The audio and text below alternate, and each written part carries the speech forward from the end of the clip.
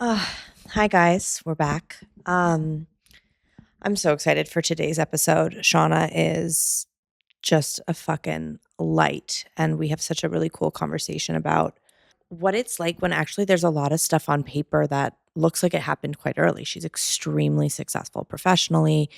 She's married, she has kids, that happened in her life relatively young. And yet then what does it look like to be an adult and be like, okay, and how do I set boundaries? What does it mean to do things that work for me and not necessarily live for other people? What are my hobbies? Like, am I outside of these identities? And it's just a very cool, beautiful conversation of like sort of flipping this idea on its head of like, we all feel behind in different areas. And I think there's these traditional ways we think about it. Um, we can look at someone's, outsides and compare them to our insides. And then just have no idea what's going on internally for another human. So I'm really, really excited for that conversation. And before we jump into that, I'm just getting off a plane from London. I literally woke up at 5 a.m. in London this morning. I was there for the weekend with some friends. Did a little girls trip and it was so fun. And I was talking to a friend about it yesterday because I knew I was recording this and sort of struggling is the wrong word, but like, you know, exploring what these intros are and how much of myself am I sharing and what am I sharing. And that can sort of feel manufactured. Like, I understand why people do podcasts with another person because it can sort of feel like, I'm just monologuing. But, this girls' trip as an example, it felt so in line with what we're talking about in the theme of this podcast and this idea of like, I haven't done like I'm like fun and flirty and traveling with my girlfriends and flirting with boys thing. And one of the things that's really been coming up for me a lot lately is around dating, which I think, if I'm honest, is maybe the thing that feels the most actually vulnerable to talk about, like in any public way.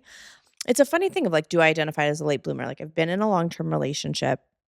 I've technically dated a significant amount, but I also sort of always felt like I missed the memo in this area of life. Like, I've talked a lot about, there's this like really popular, like iconic scene from The Holiday where Kate Winslet's sitting at dinner with this like older man, and he's like, "You are acting like the best friend, but like you are a leading lady and you're acting like the best friend in your own life." And she's like, "You're supposed to be the leading lady of your own life." And I remember watching that scene and being like, this is doing more for me than like years of therapy ever did.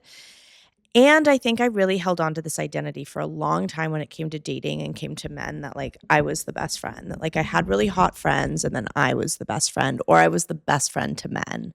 Like, I had a lot of men who either I friend zoned myself or they friend zoned me, or like, I don't know. But like that was the dynamic I kept putting myself in.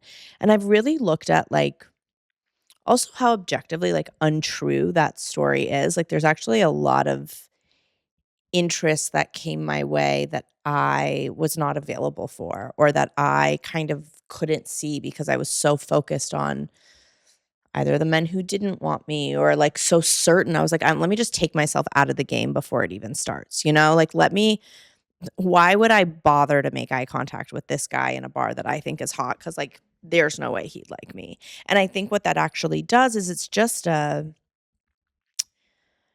a structure and a story that kept me safe for a very, very long time, right? Because then I didn't have to risk anything, because then I didn't have to go after anything I want. I didn't have to express my needs. I didn't have to be accountable to my own needs or really learn what I liked. It's just like off the court, like whatever. That's okay. I don't need fucking anything from anyone. It's like such utter bullshit. And so what I think that's actually looked like now as an adult is like, oh fuck, like, what do I like? What does flirting authentically feel like to me? Like, am I am I bold?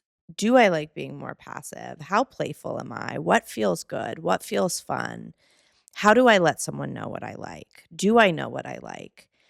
And there can be a lot of shame around that conversation, and I think the more women I talk to, I don't think like I think it's not a unique experience at all. and this is not like a new journey for me. I've sort of been on this journey for a minute now. And my relationship with dating and like how I see myself and how I identify my own like self-esteem and self-worth has really changed over the last few years. And I was like, okay, like what a cool opportunity, like low stakes. I'm in a city I don't really live in to like practice exploring what I like. And it's so interesting because like 5 seconds ago, I would say I would have walked into a bar, to use the eye contact example, and be like, "I feel really nervous to make eye contact with that guy." And so I've literally been practicing since I've been here, making eye contact as much as possible. And, like, I've really exercised that muscle. I was in a pub with my girlfriends, and these guys started talking to us, and they were just, like, funny and sweet and, like, silly. And this one extremely hot, like, Scottish 20-something walked up and he was so hot and he just looked right at me and I just looked right at him, and next thing I know, we were, like, locked in, and then we, like, flirted all night and he got my number. But it was this cool moment of being like, "Oh, something that felt very scary to me 5 seconds ago now feels very comfortable." Like, making eye contact, letting myself express interest and, like, receive some attention and not turn away or shy away from that because I want to, like, kind of take myself out before I have to, like, risk any sort of rejection or whatever. And now, like, the next thing I'm working on, I was talking to a girlfriend about this because, like, last week I went on this date here in Paris, and it was, guys, it was maybe one of the best dates I've been on in years. Like, straight out of, like, a Lizzie McGuire movie, like, or, like, Passport to Paris for my Mary Kate and Ashley Olsen fans, like, ended up, like, on the back of his fucking scooter, like, driving around the streets of Paris, and then we, like, made out on a street corner, and it was amazing. And, like, also now there's more stakes. So what I was doing before, what felt very bantery and flirty, and like I actually found myself at one point being a little bossy with him and being like, "Okay, so where are you going to take me? Like give me options of what we're doing."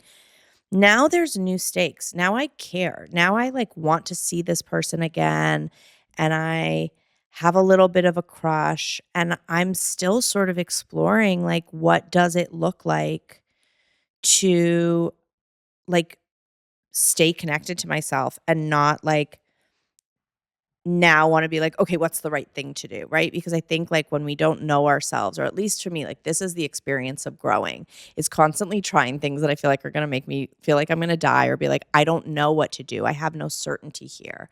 And you try and you learn, and it's so fucking uncomfortable. And like, like to be a grown up that like knows themselves and is like interesting and like has opinions, to be like, what should I text him? I hate it. I feel so vulnerable.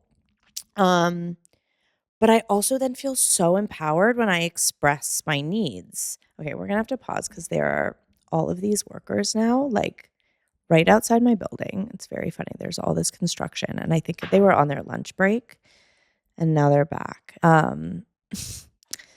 Yeah, what's the honest thing? What am I trying to talk about? I think I'm just really looking at where, for me, it's like, okay, when I get out of this story, like, guess what? I actually have done, like, I am in my own life.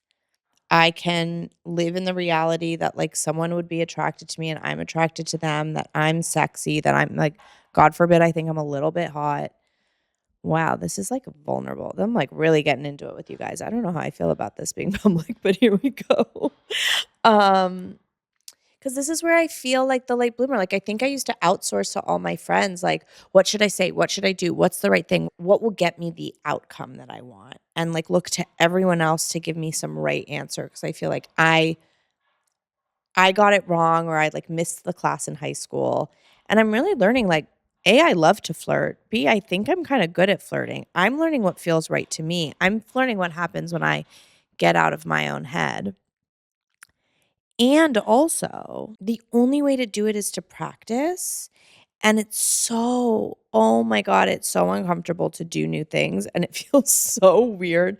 Yeah, it just feels so weird to be like a grown up, um, learning new parts of myself, right? And like, even when something really exciting happens, like that's when the stakes get high. It's like, of course, I created this story my whole life that like guys didn't like me. That was so much more comfortable and safe than actually having to like have a guy like me that I like and then be like, I want more to happen here. And now I actually have to risk trying. I have to risk liking you. I also have to be okay no matter what happens. It's like true confidence, to be like, it's fucking cool over here. Like it is fun to hang out with um me, or this is what I would like from you. If you can't do that, that's on you. That is not a reflection of like who I am. And again, even if I say this out loud, I'm like, it seems so obvious and it seems so duh. And I feel like so many of us didn't learn this. We get attached to our identities and we create stories about ourselves. And then we limit ourselves by like believing that this story is so true. And outside of that story is just when life gets messy and complicated and confusing and uncomfortable. And you have to tolerate disappointment, right? Like I had this incredible date with this guy last week. And like, yes, he knew I was going to London. But if I'm being perfectly honest, was disappointed he didn't text me more this weekend. He did text me, but I was disappointed it wasn't more. We had been bantering so much. The date was so good. I would like to be in a fantasy of like now he's obsessed with me. And like that's a fantasy. The reality is I had a really awesome time with this guy, and so now there's stakes, and now I wanna see him again, and now I'm paying attention to what our interactions are, and, like, what is the work to sort of, like, stay connected to myself and, like, let myself be excited about something and also risk disappointment, and, like, being able to tolerate disappointment, I think, is such a hard feeling for so many of us. I think disappointment is one of the hardest feelings, like, any of us can feel, and I wanna, like, avoid it at all costs, and I think it's why we chase certainty, and I think it's why we want to know what's gonna happen next is, like it's like we have to be willing to look foolish. Even doing this, even sharing, like, this honestly, it's like it feels so exposed, it, like, can feel foolish, right? And, like, liking someone can feel foolish, wanting something can feel foolish. Being willing to embarrass ourselves and being willing to look foolish is like one of the most powerful things in the world.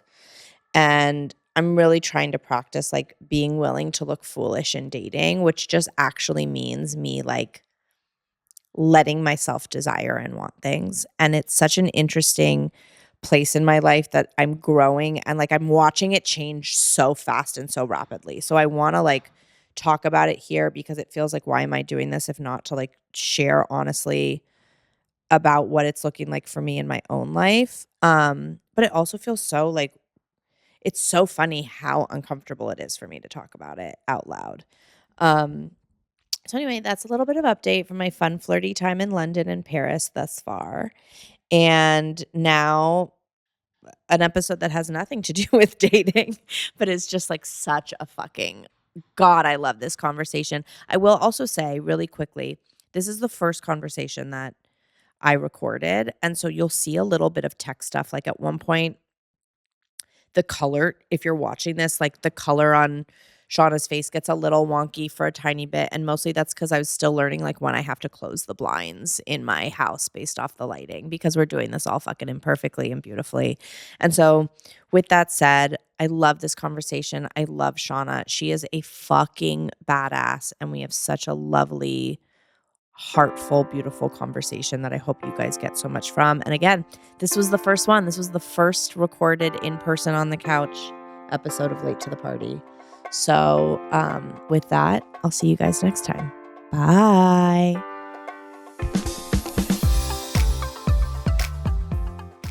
Hi, Shauna. Hi, Sophie.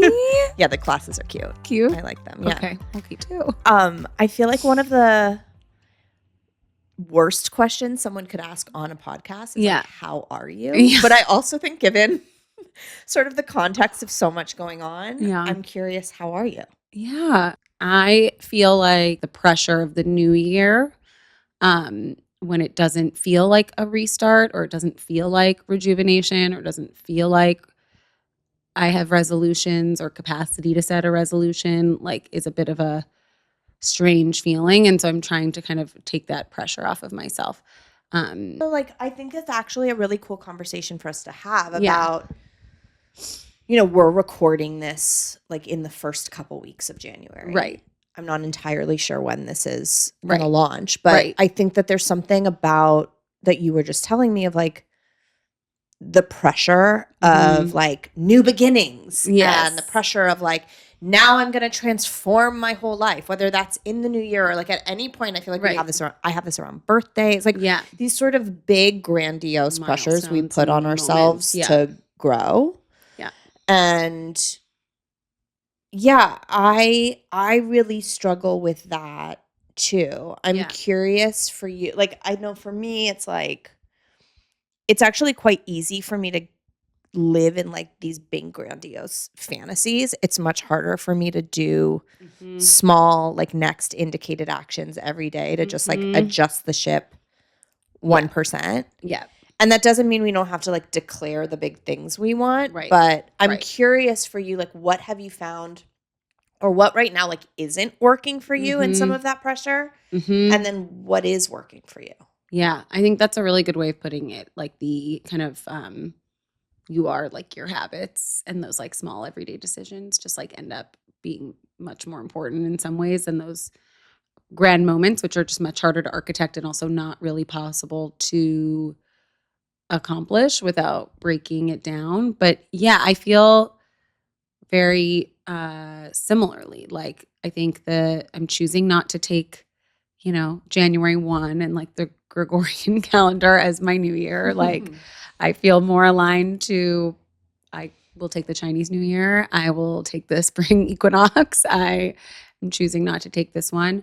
Um, but I feel as though what is like least useful for me right now are um, kind of anything that feels like a goal that's too like outcome focused. And Hmm. I'm feeling way more attached to like identity focused outcomes, like just you know, this is something we've talked about a lot of like I am a creative person, but I tend to be, I'm in a job, in a career that's way more about like execution and outputs and kind of like accomplishing things and impact and numbers.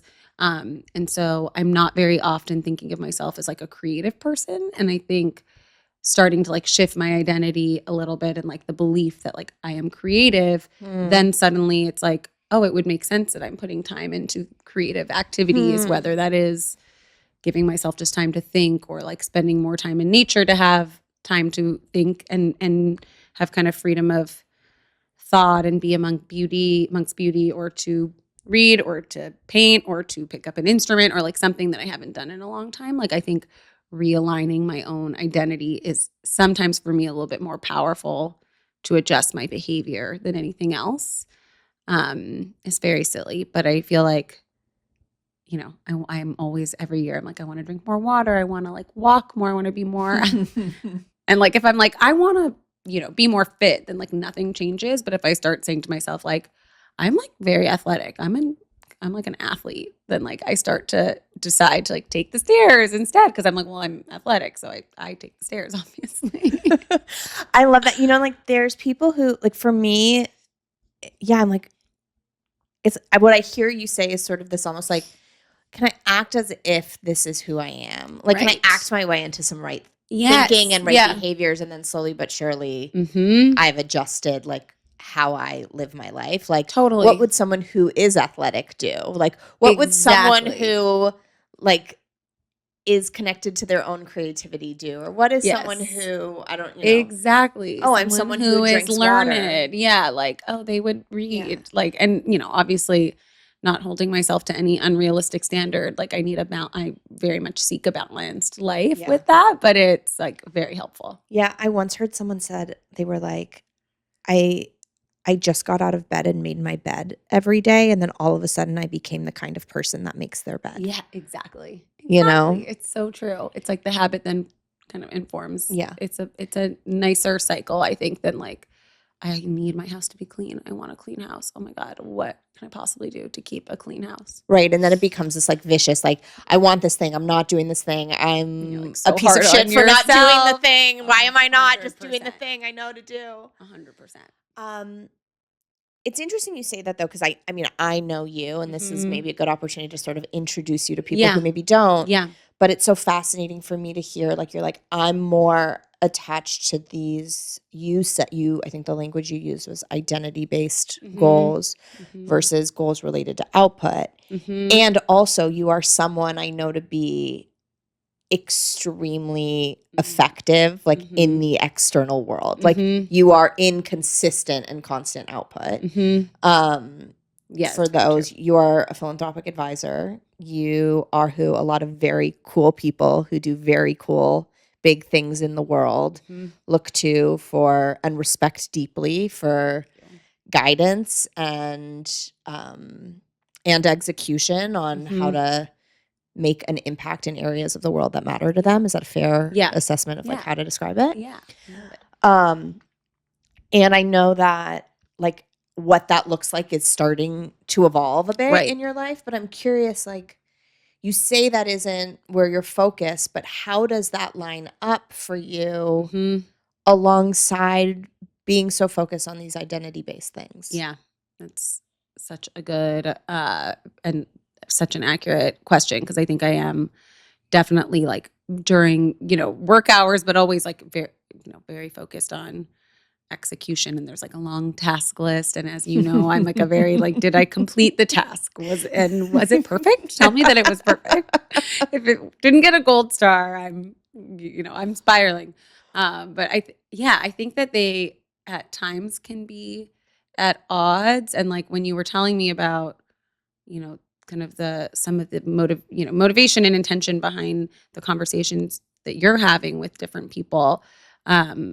It definitely revealed something to me, because I have been very output focused my whole life, and very like, how do you improve? How do you get better? How are you achieving more? How are you making more impact? Like bigger numbers, more, all the things. And I think it has taken a lot, and I feel a little bit late to the party of learning how to focus a little bit less on the output and more on the kind of how are we kind of architecting impact, and what does it mean to be really intentional about that, and how much the kind of the intention matters. And like I guess I would say too, like, and you have a career also, like having been an impact advisor for many years, and that's obviously how we initially met. And I think there was like a big focus on systems change, and like what are the levers you can pull to change as much as possible with like not low effort, but like with, a really strategic investment or something that's really going to make a big difference. And I, for a long time, really discounted the things that felt more maybe helping like one person individually. A good kind of, I feel like, analog for this would be, like an investment in more of a, political strategy or something to change laws and policy versus like a Make-A-Wish and like changing one person's life. And I think for a long time I felt like the Make-A-Wish stuff is really cute, but is it really doing much? And I realized how much now like those things just matter so deeply, and how just the ripple effect of work like that. And so if that's the case for my work, like what does that mean for me, and how much like the little things matter? I don't know if that answers your question at all, but yeah, it does. And like, I mean, look, this is a entirely really interesting conversation to be talking about like personal growth and transformation, which, I loathe some of these buzzy words, but I guess that's where this conversation, this podcast would fall into that category. Where does that sit amidst this moment in time we're living in, where like collectively there are massive system failures and system upheavals and a need for these sort of this big transformative change as well on like a grand scale. And for me, and this is in part how my career has shifted and why this like doing this is so important to me, is like I do believe that the more we as individuals do our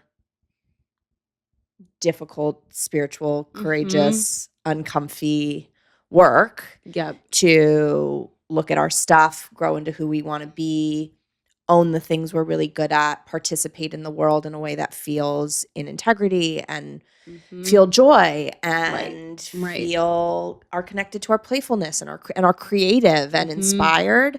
I actually do believe that work is as critical to Right. collective change Right. as, Right. you know, sitting in, a lot of fear and Right. tension and Yeah.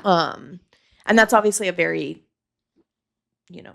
Reader's Digest version of a much bigger No, but conversation. it's really true. And it makes total sense because, as you have transitioned to this work, it's, it's so clear to me how important it is. And it's something that, like, as you know, I struggled to prioritize for a long time, was like personal growth and time to work on myself. And I wonder if you're finding that since you work with really interesting people, like that feels like a mechanism for change in some way. Yeah, but I would say that we've made this false choice, that either I believe in the greater good or I'm taking care of myself. Like we've made that somehow at odds. And I've seen even in knowing you, the ways in which you actually prioritizing what works for you, what doesn't, having boundaries, spending time with your family, feeling, connecting to your own creativity, as you were talking about,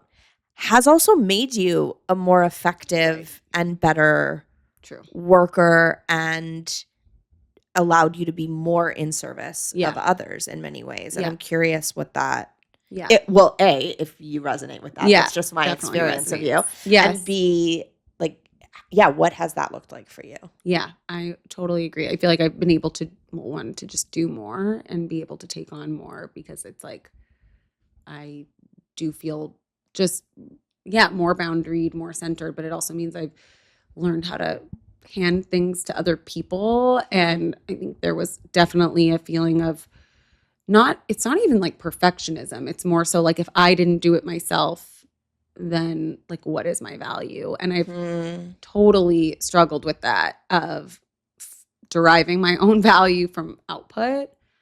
Also struggled with deriving my value from approximation to power, and like that is something I struggle with too, or being proximate to those that have more resources or things like that, and really working on like just your own inherent value. And I think as I've shifted to more of a like I don't need to be doing the actual thing. Like it is okay for me to be, on a team or delegating, and that actually can just bring more to the work and more like the kind of high level work that I've wanted to do. But as you know me really well, like I used to feel like if I wasn't doing everything from like the strategy to the admin, that like, maybe I won't actually be valuable enough. And maybe this means that my career's gonna fail because I didn't do the spreadsheet. Like it's really interesting. I don't know if other people struggle with that or if other people feel that need, but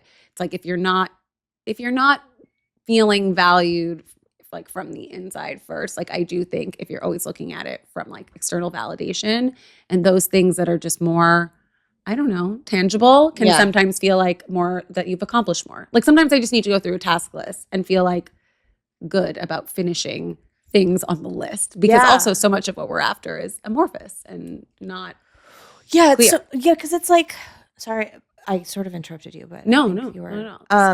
it's this idea. I love that you said that because I show up so differently when I feel like I need to prove my value, whether that is at work, whether that's in relationships, whether that's even thinking about like how I went about doing this podcast. There's a version of it at first where like, well, I have to prove that, I feel late to this party. I feel like who the fuck am I to do this? I got to prove that it's going to be good. I got to prove that I can make this successful. So like, how do I do this perfectly? And all of a sudden I'm like so tight and I'm so rigid and I'm not connected to anything that feels like actually what I think my inherent value is, which is just having interesting, thoughtful conversations with other human beings. Totally.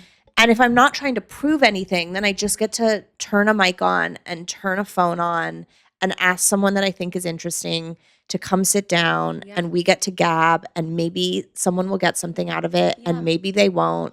And it's the kind of experience I want to have. And if you want to have it, Yeah. then it's like there's in and of itself, that's enough. And to me, like, that is also the work that when I see you get to be a true advisor, when I see you actually get to use your brilliance that sees what is happening, how can we make an impact, where can it go, when you're not going into a conversation being like, I have to prove my value to this person. Totally. Which I then hear, you're like, then you're in the spreadsheets, then you're like, how do I do this right? Versus being like, hey, actually, this is just something I see and I think it might be a good idea. Right. Completely. No, it's so true. That like trust in oneself and not needing to be in the kind of prove it game, I think feels like a new era and a new phase. And I think it goes hand in hand with caring a little bit less what people think. I wish I could say, I'm in the like, I don't give a fuck what people think about me phase. I'm definitely not all the way there. Yeah. But I'm getting so much closer. And it does feel really freeing to get closer to that. And both in work and in life and in taking bigger risks and feeling like I want to do what I want. And I'm in a do no harm situation. I'm not trying to harm anyone, but I also am like, I'm done being small in order to appease others. And I'm done being small in order to, like, God forbid, I don't know, someone doesn't like me because of it. That would be the worst. A travesty. Literal travesty. Like, just close it up, and end it all. Okay, so this is actually, I think, a really cool conversation to have because I'm settling now in. I'm in. Now I'm in. Hope this light isn't like messing with the video. Oh well, it'll be fine. Imperfection. No, it's fine. We can be perfect. No, I'm just kidding. I think it's like, look, there's like such value in the TikTokification of all this self-help work, and it can also kind of skip over how hard this shit is, right? Like, just don't give a fuck what other people It's like that can oftentimes for me make me feel like I'm going to die. And I wish that I was speaking hyperbolically, but like, that is how it feels in my nervous system. Yeah, for sure. As someone who found a lot of safety and a lot of comfort in people pleasing and valuing being liked, about even if did not. Yeah. I said to someone recently, I was like, before I started doing like more work on myself, I was really liked and none of my needs were met. And that's like, how fun. But you're liked. Great. Yeah. But I think this thing you're saying that I love, you're like, I'm getting better at it. It's not like, oh, I'm there, who cares? Yeah. It's like I'm working on it, you know? Yeah. And it's a work in progress. And for so, sure. You know, I'm more curious in the day-to-day, that transitional, like day-to-day, I'm in it, I'm trying things, I'm doing things sort of imperfectly. Like, what does that look like for you to not to practice not caring what other people think? It's so interesting. I think you know, I'm good at saying no in some regards. I'm really good at saying no for like other people. I can like if I'm protecting someone, I can say no. But when it comes to my own time or my own, like, really struggle with that, really struggle with boundary setting. I think practicing saying no is huge. I'm not pretending, again, that I'm great at it, but like, you know, just valuing my own time over everybody else's needs, I think has been helpful, of like learning how to say no. Disappointing people, I mean, are really hard for me. Really hard for me. I want to just say yes, and I don't want to, especially like I want to show up for people when they need me, and like it, you know, I wish I could be a better friend to everyone, and like think knowing that it's okay that you know, that if I'm being honest, like that is just something that I think I was like not capable of doing before, and of like knowingly disappointing someone, or that something I do might not be the outcome they want. And then also, and this has been really hugely helpful in like our practice together, which is like just like, you know, what would happen if this person were disappointed, and me thinking that actually I'm so powerful that like Yeah. I can control whether or not they're disappointed. Yeah. Or that like Yeah. the thing I do is really going to, Yeah. like, and I think there's like an element of, well, this is going to sound so ridiculous, but I was learning about fire safety and how like firefighters have these drones that like will like literally, and they're very cool, these like new drones that will drop a ball of fuel in front of a fire. And I was like I was like, why would you drop fuel into a fire? And they're like, well, no, it's about like controlling where it goes next. And if we can kind of control where it goes next, then we can better tame it. And it's like, I think I've felt like I can do that with everything that's around me. Like I can control how people are going to react. I can control what they're going to think. Like, and realizing that I so can't. Yeah. Is helpful in that practice, because it's like they might not like you anyway. You can do all the things right. They may still not like you. So just do what you think is best. Yeah. And what you need to do for yourself and, others. Yeah. I think it's like the Psych 101 of it is like the first step is like everyone's busy. No one's actually thinking about you. And the second one, and then like the that's the undergrad, and then like the master's level they might be thinking about you. They actually might have. No one's gone. I clearly haven't entered the master's yet. Like, they might have opinions about you, and also like you're fine. Yeah. I think, weren't we joking about this the other day? We were like, let's welcome the hater. Yeah. You've made it when someone's like, yeah. Oh my God, do I have a troll? Maybe I'm doing something right. Bless. Yeah. It's like we're out in the world. Someone I know is like, I consider like judgment a big win. Like if someone is judging me, I'm like, wow, how cool. How cool. That's like great framing. Like that person doesn't like me. Awesome. That means I'm living my life like for myself. But that sounds selfish, but that's not how I mean it. Like, oh cool. I'm honest. Yeah. I'm authentic. Completely. That word's been overused. But you're so right. That person doesn't like me. Cool. Oh, that person's judging me. Awesome. That means I'm doing things in the world. You made a decision, or you did something. Yeah. I know. It's true. And I don't pretend to be all the way there, but like that, even seeing like a little bit of the light, and I think I'm in the undergrad phase of like, everyone's worrying about themselves. Don't worry. Maybe not on the internet. On the internet, people are worrying about other people. But no, I think it's like that next phase of, oh, they may have an opinion, and also it's totally okay and valid. And that means, maybe you're out there doing what you want to be doing and being more kind of honest with your intention and who you are. Being more honest with who you are. Yeah, because there's like people in the world that I really admire and I'm obsessed with. And I'm like, they're so who they are. And that's why I love them. And they make me want to be weirder or more tender or more whatever. And in my head, I'm like, that works for me so much. And like, look at everyone loving them for them just being who they are. And the truth is, I'm sure there's people who don't love them. 100%. Like for sure. But they are enough themselves that they can like gravitate the right people towards them. But in my head, I think everyone must love that person. And I'm sure for all the things that work for me, it's not going to work for a lot of people. Completely. And great. It's like not, something for everyone, and not everyone is for everyone. And also maybe not in like that point in time. But I agree with you. I look at certain people, especially those who are most authentically themselves. And I'm really like in admiration of these kind of, especially people who are just like not afraid to be like excellent and not afraid to like try to be excellent. And maybe in that you introduced me to the like, what the fuck about cringe? Like, why is cringe a thing? This should not exist. Like, cringe is what we should be leaning into. And like, I think that's, I love seeing that. And like, I still totally feel cringe when it's like, oh, God forbid I look like I was trying. Like, but I think it's the most vulnerable thing in the world. Yeah. Yeah. I mean, it's really tough, but we're trying. We're trying. And again, not having everyone like you from, people people you don't know. It's like, okay, maybe I'm doing something right. So you sort of alluded to it in just, going back to whether it's sort of this work around identity or people pleasing or perfection, but where are you trying in your life right now?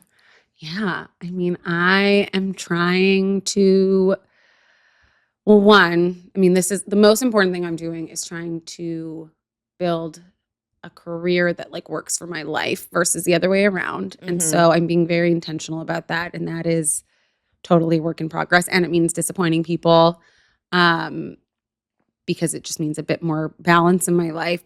I think I've had such great examples of what this can look like when it's really working well. And I've seen how difficult it is to be a woman running a business, or just to run a business, period. And the pressure of like hiring people, the pressure of someone's livelihood depending on you. That has always really scared me. And I'm trying really hard to, yeah, build with intention and bring real value and not be afraid to be like, oh, this is what I'm really good at. And Yeah. so that is one thing I'm trying at the moment. Yeah, but you know, it's like not to get super specific, but we were talking about this idea of like taking care of ourselves and being, you know, a participating Hmm. person in the world and Yeah. being of service to the, you know, capital G greater good. I Hmm. think to me over here, from my vantage point, this is a perfect example because you're like, I'm making these choices Hmm. to have because it works for me Yeah. and because it's the kind of life I want to have. Yeah. And it can feel like I'm disappointing people or feel Hmm. like Yeah. it's more selfish or whatever language we want to attach to it. Yeah. And ironically, I would say that, but Right. actually in practice, like these decisions you've made in your life because they work for you Right. are ultimately providing more service to Right. more human It's a beings. really good way of putting it. And I hadn't necessarily thought of it that way. And like, yeah, I think that, yeah, that feels, I will take that. I will take that. Great. I hope it is the case. I hope it is the case. Because it would feel, um, that would feel really good. And I think, being a mom and being in this kind of phase where I'm like, as a mom, I'm now in the phase of my, I think for a while it was like, oh my God, when is this like difficult phase going to end? Of like when it's really hard or when they're little and you're like, Mhm. I'll never be able to sit at a restaurant again, like and just drink a glass of wine. Because like I'm always like, are they trying to kill themselves somewhere? Where are they? And like seeing the light with them and being in this phase of like, they're like, I do feel very lucky that I'm in this phase where I'm now recognizing how much I love it. And now I'm in the Mm. like, oh God, don't make it go too fast feeling of like, Mhm. oh, can we stop time? Because Mhm. they're old enough where I'm not scared they're going to die constantly, but it's still really, really fun. And I think there's part of it that's like, even if I'm just right sizing work to fit my life, if that means like, one, building a business means I'm having to train people under me. Like, it's like, how are we like passing on to the Yeah. like next gen of Yeah. leaders? I don't want to like hold on to everything like this. No, And I then mean, like, thank God you're training people because we need more of we you need more. in the world. I was like, Thank God you're raising humans and thank God you're we'll training do, people is we'll all I try. have to We'll say. try. We'll try.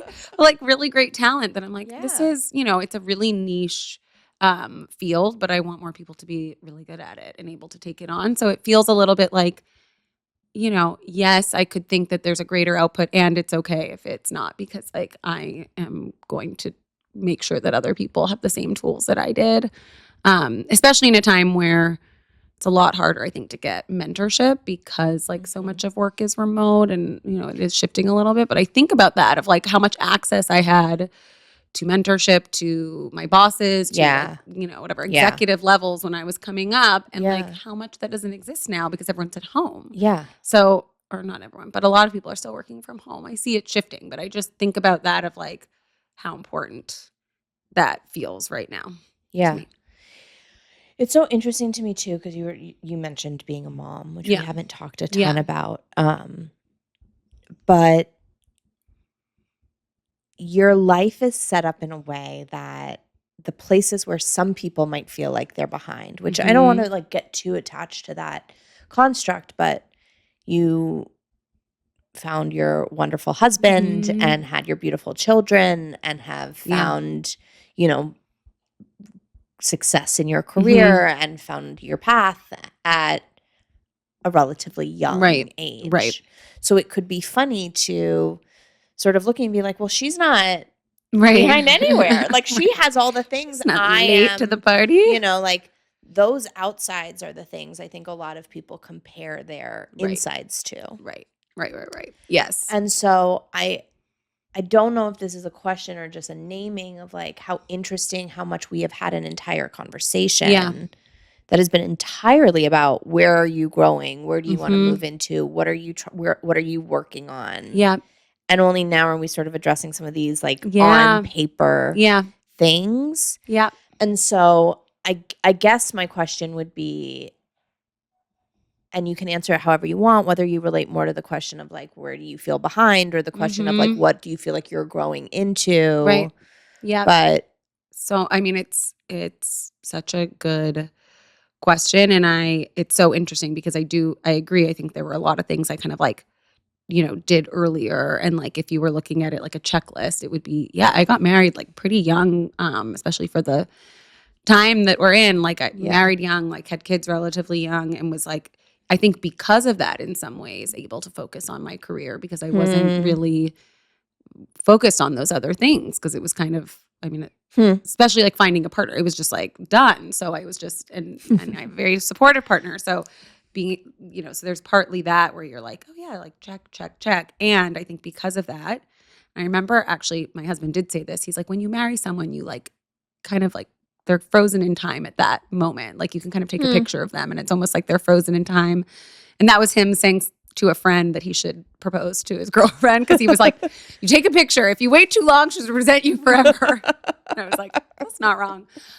No, I think like, so that can be a great thing of like, oh, you Yeah. got married at a time when you were really passionately in love and you knew this was the right thing. And like, I think it can, in some ways, maybe stifle some growth that Hmm. you would do on your own. And so I feel often like late to the party of like of self growth or of not even independence, but just yeah, I don't know how I would frame it, but like a lot of what we've worked on from like perfectionism to like struggling with some of the like letting go of control of kind of feeling my Hmm. value related to outputs completely or some fears that I have of disappointing people. Like I do wonder if some of that would be more developed Hmm.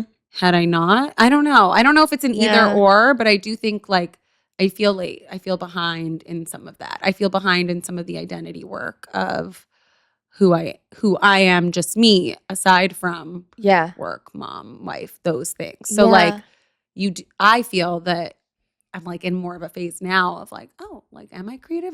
Do I play an instrument? Do I paint? Do I do these other things because they haven't been developed? And so Yeah. that I truly feel behind in that way. And my husband has a great saying that he says of like, you'll get everything you want, just not all at once. And I really believe that. Like, I will get everything. It's just not going to happen at the same Yeah. time. And so to me, it's like, okay, what does that phase look like and how is it going to shift? And yeah. Yeah. I love that so much of like, because it's something like our timelines look so different in many Yeah. ways. And also some, So aligned too. Yeah.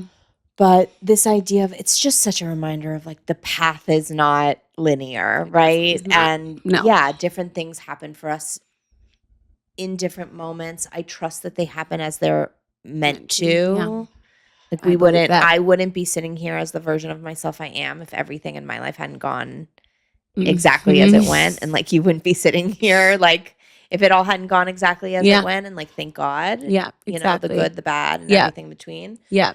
But you were saying like I am, I'm getting to know myself. I'm Mhm. like, do I like playing music? Mhm. Am I creative? Do I want to be like, what are my Yeah. hobbies? What are my interests? Yeah. Like, what does that look like to be exploring that? Yeah, it's interesting. I mean, I feel feel very much at the beginning stage of it. I think I'm still like the extra time I have, I'm always like, I want to spend with my kids and I struggle with spending it on myself. But I think even like saying that, like to me, I'm at the phase of like, I just said that. And that's the big, wow, oh my God, I just Mhm. said that. There's a Mhm. Yeah, yeah, yeah, possibility yeah, that I yeah. might be something more than a Yeah. mom and to have a career and that there might be like other aspects of my life I want to focus on. But I do think about it, especially watching, I'm in a phase of helping my kids explore their own Mm. interests. And it definitely brings those things up for me of like, my daughter really loves musical theater. I'm like, God, I loved musical theater. And like, it is so ridiculous. I'm But like, there is a obsessed. point in your life where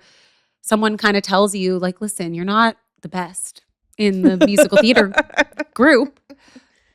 You know, so and so is the best. She might have a chance. You don't. So, you know, what else are you interested in? And like this element, if you're good at school or if you're good at something else and you receive that validation all the time, then or like it's something you can do, it's something you can do and get the validation and keep going, then like you just pursue that and you kind of leave other things in the lurch. And so I've been thinking, yeah, more about what are those things I loved doing? And yeah, maybe I wasn't gonna like become Yeah. a Broadway star, but like that doesn't mean I had to give up on having fun singing and dancing and Yeah. performing or like whatever it was that I would want to do. So it's like an interesting, yeah, I could totally see myself being like when my kids go to college, like I will be in community theater. Oh my God. Honestly, dead. Like Given 10 olive leaves, you and I are just Little Shop of Horrors. just in the Here we ensemble. come. Yeah, no. So I would be so happy to be in an ensemble. I die. That's what I want. I die. I can't wait. I'm down. So fun, like the joy I feel from watching, and like I think a big part of it too was like, I mean, we worked together in a time like we were at a music management company, and I hadn't realized because I had been in like the nonprofit sector and more philanthropic work, like how much music was missing from my life until we were there, and I was like, oh my God, this bring like that the collective experience of being at a concert, like joy of just experiencing music, of experiencing art. And I was like, oh my God, this is actually like a really important part of my life. Yeah. That I have devalued in some ways because it's married to an artist. My sister is a pianist. Like my best friend growing up is a super talented singer. Like, so if you're not like the best, or also I think I don't know, whatever. We don't have to get into this stuff, but you know, like it's like if you're not. No, I really relate. It's like I did things. Person. Yeah, but even, you know, I don't know if you relate to this, but for me, I think as I have been in an era of my life of really being like, oh, I'm absolutely a creative person that I stifled tremendously. I think it's also why I was so good at working with and supporting and advising artists, deeply artistic creative people. I was like, oh, because actually I relate to your brain. Yeah, totally. But yeah, this idea, I mean, I remember I stopped, you know, my mom was an artist. I stopped drawing because it like didn't look as good, you know? Oh my God, is your mom so unfair. Ironically though, I found like all these old drawings I did when I was cleaning out my mom's so house. And I was like, I was really good. Of course. I was like, I made this in the 4th grade. Are you kidding me? Icon. But like, I'm dead. But I think I want it framed right now. Like, what if what are the fun things? I've been thinking a lot about like things that feel playful. Yeah. And how we come back to ourselves through like play. Yeah. And like being a kid. And I think it's the thing I love about being an aunt. And I can imagine can feel so special about parenting is sort of like this re-meeting of yourself through like but it's playing with kids. Better. It's almost better as an aunt. Oh, it's because I don't have to do any of the I'm like, I just come in and have a blast and then I'm like, bye. That playfulness, I was like, God, I loved being an auntie. And I love obviously being a mom, but I recently like went I went to visit friends and was without my kids, but stayed for a weekend and was like upstate New York with like these adorable little kids and like it just did nature. And I was like, oh, this is like, it felt so good to just, I don't know, just be kind of like play the auntie role and just feel like that unbridled, absolute, just like pure joy of, without being responsible. Yeah, and be willing to be silly. And again, it's like the cringe thing. It's the not caring what other people think. I think it's a place where it's like, oh, what happens when I just get to like be with another being and be the most ridiculous and like sometimes you make the baby laugh and like sometimes they look at you like you're a nut job and like and it doesn't matter. And so I think when you're talking about, you know, we stopped doing all these things because we weren't going to be professional at them or we weren't the best. Right. And what does it look like to have like hobbies? Yeah, it's so weird to be like a grown-ass adult and be like rebuilding hobbies, you know? Totally. It's just very vulnerable. It's very vulnerable because it's like, I'm good at puzzling. How about you? I mean, I no, mean, I'm no, I like know you're very good I at am good at puzzling. puzzling, but, like, no, do you know, it's, like, so it's, like, dating is so humbling, being like, "What do you like to do?" I'm like, "I like to puzzle, I like to read, I like to giggle with my friends." Like, kill me. It's totally accurate. I'm telling you, I was watching, my I think it was, like, my 4th birthday, it must have been, like, it was, like, Yeah. home footage, video footage of my 4th birthday, and we went around and everyone was saying what their interests were as 4-year-olds, and every single kid said painting. It was so cute. That's Like, the so first kid said cute. painting, so, like, every kid So was then just like, everyone said "Painting." painting. Yeah, I was like, "So cute." A bunch of little artists we That's have. so sweet. Yeah, so it is interesting how much that gets kind of taken away when it's not, necessarily the path you're gonna be on, and how, again, how important it is. And I have no idea what it is for me, and it could just actually, Olive described me recently. She made a presentation about her family just for no reason. And Obsessed. and mine said it was like a lot about how I really love like nature walks. And I was like, I do love nature walks. That can be my hobby. I love that that's how she sees I you. know. How cool to It get was that. very What was that interesting. like for you to Really have that be the reflection you got? shocking. Shocking. I was like, oh my gosh, really? And she's like, yeah, you love nature walks. I guess yeah, I mean, it's true, but there was part of me that was like, have you seen that part of me? Like, I don't feel like I've done a good enough job prioritizing that, which I do love so, so much, of just, whatever, Being walking, outside. Yeah. hikes, whatever it is. And that was super interesting to see. Yeah. Well, you talk so much about how identity is playing such a big role in, Mm-hmm. your growth right now. Mm-hmm. What did that do for your identity? Yeah. That was how she saw you. Yeah. It was real. I mean, partly affirming and partly like permission. I was like, Yeah. oh, if that's how she already thinks about me, then I feel like I have more permission to do that Yeah. more and make that more a part of my life. And also, if she thinks that, then she's going to know if I say we're going on a nature walk, she maybe won't fight me on that decision. Anyway, but yeah, that was interesting. Yeah. I know you said you're like, I'm at the beginning and I'm just trying and I'm not good at this stuff, but I would, I get to say this because I know you. So I also know that to like not be entirely true, that like you have actually implemented a lot in your life that looks really different over the course of the last couple years in Yeah. terms of things that feel nourishing or things that feel like they're supporting the places you're wanting to grow into. Like I think we all have different stuff. Like Yeah. right now I'm growing into more on the like career side, so I'm putting different practices in place. But for you, like what have you been putting in place tangibly that maybe someone who's like, oh, if it was you listening a couple years Yeah. ago, Yeah. to set your life up to support this like Yeah. self-growth Yeah. journey. I mean, I'm not just saying it, but like, am I allowed to say that you coach me? You can say whatever you want. Like, meet my coach, everybody. Sophie Rogier. Love you. That like alone, I think that was like incredibly radical for me a year ago. Like, we're talking exactly a year ago. Was it? Oh, yeah, almost it was like Exactly January, a year February. ago. And I remember just being like I should put this coaching meeting on a Friday, which, a Friday can be it's not a throwaway day. It's it's a wonderful day of the week, but it's like on a work week, it's like, an informational meeting, something you don't know if it's going to bring any value. Yeah. So you put it on a Friday. And like, that was how I saw my own self-growth, was like a throwaway, maybe that something will come of this, but who knows? And like the way that our meetings are now, like first thing Monday, the priority is it's in the calendar. There's proof. And I've just coaching, wow. I think has I'm been honored. for me the most important, because it forces me to prioritize myself, and the agenda is me. And that has been so disarming and so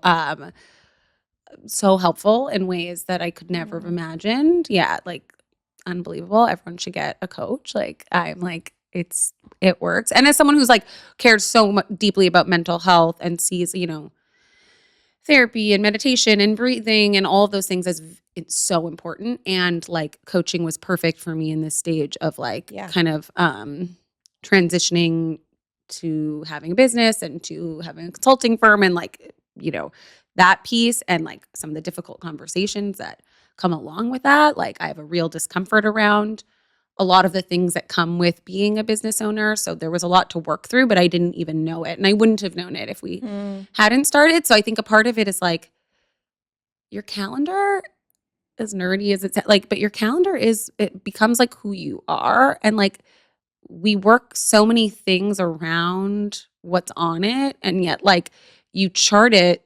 Well, one, there was an element of like letting it happen to me and just like, and I still struggle with that of like not necessarily thinking strategically about just like what a year looks like or a month looks like and like making sure it reflects what I say I care about. But I also am like, what goes on the calendar actually happens. So like, what would it look like to plot out a year that prioritizes, family, friends, myself. And of course, work is a huge part of that. Yeah. But like putting those things at a higher level than they've been in the past, I think is like totally, that's been revolutionary. But then also, having time set aside for myself. Then it actually happens. It's amazing what happens when you put it on the calendar. Yeah.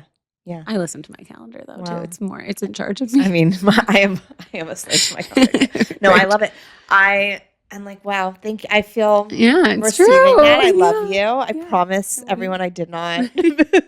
This was paid. This was sponsored. I actually asked her to come on just to talk life changing, but it's true. It has changed my life. Like that you have actually changed my life. It's true. Make me cry. Yeah, no, but it's true. And like in it, by the way, if you're able to do this after like some of the most difficult years of your life, like what is possible for you? Like that's a kind of a fucking terrifying thought of like what you're capable of, because like you have changed other people's lives in a time where like you were going through insane change. So that's very crazy and doesn't really make sense, but we'll take it. I'll try to receive it and move on. And I will say though, I will just say to the point of us talking about like the choices you've made in your life that have felt selfish, that have actually maybe set you up to be more of service. Like that was what a lot of those decisions looked like for me when I was shifting out of the philanthropic career I had and making the decision to do that and choosing to shift my career while my family was going through what it was going. It's just interesting how we get to see and be reminded that, when we make, I don't feel hyperbolic saying this, like brave choices in our own life, because I do think it is brave to be like, this matters to me and this is what works for me and I'm going to declare it and then take the steps to do it. Like when those things do have ripple effects and we actually get to, it is for us, but it's also not for us. Right. Yeah. And this is where I go back to like, I do think the more that we are all in our own integrity and, I think purpose is a word that gets overused, but living what we feel called to, or what feels what we're excited about, or what means something to us, or where, we feel inspired. Yeah. Like actually that is what then all of a sudden we live in a collective world where like everyone's doing their best work. Right. Exactly. And like that's the world I want to live in. Completely. I think I couldn't agree more. Yeah. What's inspiring you the most right now? What is inspiring? I mean, it's a good question. What is inspiring me the most right now? I will not say you. Don't say Sophie. Don't say Sophie. Don't say Sophie. But it is. It's true. It's a problem. Clearly, you've just brought super fans on your podcast, and this is the plan all along. I mean, I'm gonna have to go find someone that like hates me to have on now to balance this. But like, I do feel as someone who has just said that like the calendar is so important. Like I'm someone who's only come to maybe a few of your book club sessions in this very living room. Plug for book club. Plug for book club. However, like that, I've loved being a part of it, but also it's the practice that has inspired me. It's that you set such an intention of, to have a book club just for romantic comedies. Talk about joy and not have it be like letting it just be silly. Yeah. Although I could go on a diatribe about how it actually very serious. I know. No, it's serious. Carly Fortune is serious, okay? I mean, That's fucking serious shit. yeah. I also think women should like be out feeling horny in the world all the It's time. amazing. It's like a Reading it on a radical. plane with Anyway, my kids was was interesting. anyway, go back. But Anyway, yes. no, Book I'm club. into this conversation. No, I think like that practice of like, I want to prioritize this for me.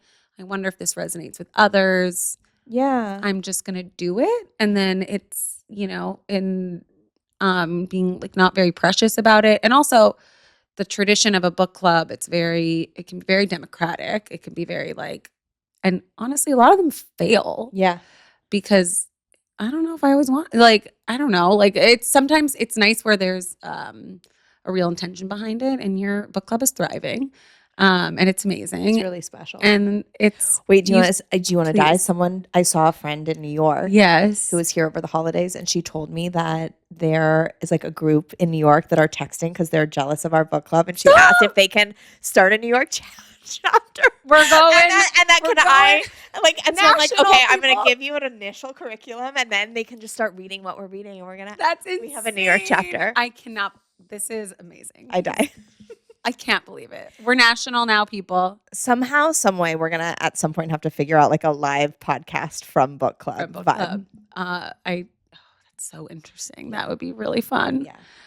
It's very special, and I think I've been inspired for myself of, and you know this, so two things that I've started doing this year that I feel connected to are both like come from my Jewish practice, but are so like easily translatable for everyone. But one is just baking challah each week, and so. Yeah. And I did it from scratch last week. I made like 4 challahs from scratch, gluten-free and regular. The gluten does not rise, or the gluten-free one does not rise. Yeah, I mean, was not the best. The ancestors did not worry about gluten. They had other issues. It was more like a scone, but it was really yummy actually. Yeah. But no, I think that. Oh my God, I'm starting to sound like, I'm just like transitioning to a homemaker. But it was hard to find the time. But to be fair, it was during winter break. But like actually making them from scratch and like putting some intention and blessings into the process is so fun. Like because you have to, like in order to make challah, you like have to put a blessing in, and so that is cool too because it's like both a gratitude practice and an intentionality practice of like what am I wishing for, and I had my kids put in wishes too, so that was really lovely. And then and then also inspired by Shabbat and like trying to be less precious about what it means to like gather people for Shabbat. And I think I struggle sometimes with the idea of hosting and that things need to be like really perfect or really like, I don't know, that there needs to be this like cheese board that you come in that looks like, I don't know. And just being less precious about that and gathering just for the sake of gathering, and it's not going to be perfect and we can order in and it can still be Shabbat or like, maybe we've had the crock pot on all day and that's Shabbat, or or maybe it's a home cooked meal. I don't know, but the idea of just bringing people together and trying to just be a little bit more casual about it, I feel inspired by that, and just kind of that unplugging. So I feel very inspired by those practices right now, because I think it's similar, like to what we've talked about like calendarizing and ritualizing the things that you care about. Yeah. Because then suddenly it's like, oh no, I can't do that thing because I have Shabbat. Yeah. Whereas it's usually been, well, if nothing else is happening, I guess we'll have Shabbat. And like, I don't know, I kind of want to flip it. Yeah. No, I do think there's this thing of like declaring what matters to us and actually getting clear about our values. Like, we were talking about being liked, and I'm like, I had to really get honest with myself where I was like, if I'm looking at my value system, I'm valuing being liked over sometimes telling the truth. Yeah. Right. Over being a good friend, like whatever, like like I have to reckon with, am I actually living? We talk about living our values in these abstract ways, but like that's what it actually looks like. Like if we value intimate relationships, if we value intentionality, which is like what I hear you're saying, if we value being present, then okay, what does that actually look like in my life? It means I want to gather people I love. I want to put my phone down and be present with my family. I want to have rituals and practices with my kids that allow them to practice Yeah, us being intentional together, totally. you know? No, it's so true. I mean, it could like very easily that stuff can just fly by of like having a lot of really wonderful but like acquaintances, Yeah. and Yeah. that like doesn't feel right. Yeah. And I didn't grow up in LA, and so I seek, those kinds of relationships, and they don't happen from just seeing each other in big groups all the No. time. No. So that was one thing like my husband laid down the line of like, okay, but if we're doing that, we're doing like it needs to be small. Like we can't do big. Yeah. And it's like, oh no, but that's like literally the point. Because then you actually get to talk to people. Yeah, it's like not doing the thing to make it. It's like, no, I just want to Me with sit with people. the people I love. Yeah. I love this. Yeah, Oh my it's God, cool. I can't wait for Shabbat. I know. I'm just You inviting got the myself first over invite. You I know. were invited the first weekend. I know, but it was the day of. Yeah, that's fair.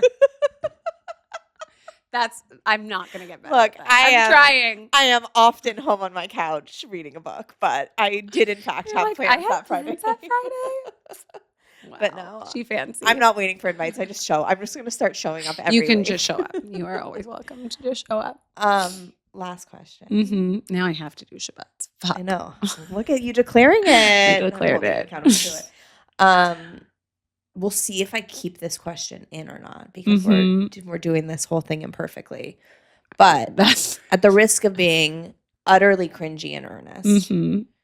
if it was you, you can pick whatever age, 5 years ago, 10 years ago, 30 years ago. Yeah. The 4-year-old who said they loved painting. What would you say to a younger version of yourself? Mm-hmm. Yeah, it is crazy. I mean, we've talked a lot about everything but kind of the work stuff because I think that's what I have felt late to in a lot of ways. But I think I would be like, I'm living my dream when it comes to the work. Like it is crazy. I pinch myself all the time that I get to, think about and dream like the way that someone of influence can make a difference in the world and like the kind of platforms that I've access to help. Like it's insane and like get to work with the most wonderful people, like actually, and such creative people and such good humans. Like again, like I think I've always really enjoyed so many things about the arts and like love all of that and love to consume and film and TV and music and all that stuff is so good. But I think when I was like maybe 11, I said I wanted to be a psychologist. I was really into Dr. Laura at the time. Did you guys have Dr. Laura or is that a Canadian thing? It might be. I don't know. We'll Dr. see. Laura Schlesinger. I don't know how to say your last name. Is Schlesinger? We'll check. Okay. It could be just something I don't want to speak for all Americans that it was a Canadian thing. I did not know about Dr. Laura. Oh my God. Okay, so wait. We'll get away from Dr. Laura. Okay, Dr. Laura was amazing. Everyone really check out Dr. Laura. Brutal I mean, she was mean a little bit and a little controversial. I think probably like hard love, but like loved listening to her. And I thought I wanted to be a psychologist. And later in life, found like bioethics and this like very niche space of like how do kind of policies interact with society and how you have a science master's in bioethics. Bioethics. Yeah, we didn't even touch on that was an indulgent degree. No, it was like I think I went from being like really fascinated by different like kind of points in history when like there was a major like scientific revolution and like everything would change. Things like, I mean, the atomic bomb is like a good example, but there are many examples in history where like you could really point to a single innovation and be like, this changed the world forever, and was really interested in that and went from that to kind of looking at ethically tricky or ethically ambiguous issues and really thinking about like how does one do the most good and how do you measure that and what are the different like philosophies of doing the most good, which is kind of like when you get into deontology and these other like philosophies of how do you measure goodness. Is it through intention? Is it through output? Like what does that look like? And so I started to study that in philosophy and was really interested in it. So and cool. it was really cool. And interestingly, and only am I now realizing, like super analogous to what we are talking about, because like if you're a deontologist, you believe it's like all about the intention. So it's like a little bit more about the kind of, not the small things, but the internal. Yeah. And then if you're like a utilitarian, you're all about like, no, you measure the most good by like, what was the outcome? You may have wanted to help someone, but in fact you didn't. So it's interesting there. And there are other theories and kind of paradigms, but explored that, was really interested in it. Thought I wanted to be a bioethicist, like in a hospital, like literally working on like medically kind of tricky moments like end of life care or, there's just a bunch of things that bioethicists deal with like in practice. But then the more I studied, the more I was like, gosh, like by the time we get to that point, like there's already so much that has happened or gone wrong, and realizing that like there's more we can do upstream in the, whether it's through the nonprofit sector, through policy making, or through philanthropy, like that there's so much good you can do beforehand, and trying to just help as many people as possible through that kind of work. And so I think the fact that I realized that at a pretty young age, like I guess I would have been like, I don't know, 21, Yeah. to like now see what I've been able to do career-wise, I think I would be like really proud and shocked that there are jobs like this. I didn't even know you could do this for a living at all. Like the first time I interviewed at a foundation, I was like, what's a foundation? Because there's also just like not a culture of philanthropy in the same way in Canada, because social services are like so ingrained. Exist. I love how it took us till the last question to get political. Hurry. Yeah. I mean, listen. You and I could have had an hour and a half of an entirely different conversation. And like it's it's a little messed up that we live somewhere where like so much of what's needed depends on private philanthropy and depends on on donations and things like that. And we could talk about why that isn't fair. And I think it means I also didn't think of it as a career path. And putting aside whether I think it's the best structure, this is the world we live in. And I feel so lucky that that's my place to be able to impact, and to have a role there. It would be, totally, totally crazy. I think that's what would surprise me the most. I don't know that other elements of my life would be as surprising as that piece. Well, look, I think one of the things I am maybe excited about, and we'll see, and it's like building as we're growing, but I think it's almost fun to just like capture a moment in time and then also get to like circle back and be like, to your point of like, we'll see how things change. We'll see how things evolve. Like, I know, I think we talked a good amount of it. Like, I do know you're in this like really cool transition professionally right now that like, yes, we've talked about the self-growth, but that is happening in large part because you are making pretty large external transitions in your own life too. Right. Yep. And meaningful ones and exciting ones. And I think it'll be cool to get to continue the conversation when that's something that's true. can talk a little bit more about, and like what that transition has actually looked like. And like I think it's helpful to talk about, it's so easy to be like, look at that person building that cool shit, or look at that person doing the cool thing. And I think we don't talk as much about like, this is actually what had to happen to do it, Right. Oh, yeah. Yeah. Like a year of coaching to have, She brings it back. No, but for real, like just, or prepping for conversations, and like, especially when you are someone who does, I get the strategist when I get my archetype. Like I do think there's an element of wanting to control how things happen, and so that means like it's taken a lot of prep and to get here, and so that continues, right? Like because we're, I think, always kind of in progress, and we're I mean, that's like moral of the story: you're never behind, you're always growing.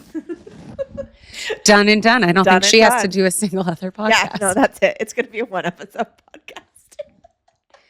You heard we it did here. it. I did you it. Heard it here first. You solved everything. I solved it. You and me together, baby. Unstoppable. No, it's true though. I love you Yeah, so I love much. you. Thanks for having me. This was so fun. This was so fun. I could gab with you for all Forever. time. This is amazing. All Thanks. right. I love you. Love you. Hey guys, it's Sophie. Thank you so much for listening to this episode of Late to the Party. Truly getting to have these conversations and share them with you is such a gift. If something in today's episode resonated, I'd love if you followed the show, left a review, or sent it to a friend who might enjoy it too. That's genuinely how this little thing grows, and I'm so grateful you're here. New episodes drop every other Wednesday. You can find me on socials at @SoForGear, and you can follow the show at @LateToTheParty_pod. A huge thank you to the people who make this show possible. Nikki Stein, my brilliant editor, Nick Murphy, my cousin and honorary producer, branding by Lucy Anderson, also my cousin, photos by my dear friend Olivia Pierce, with creative direction by Annie Steele, who happens to be my sister-in-law. This is very much a family affair. I appreciate you being here more than you know. Until next time, you're not late, you're right on time.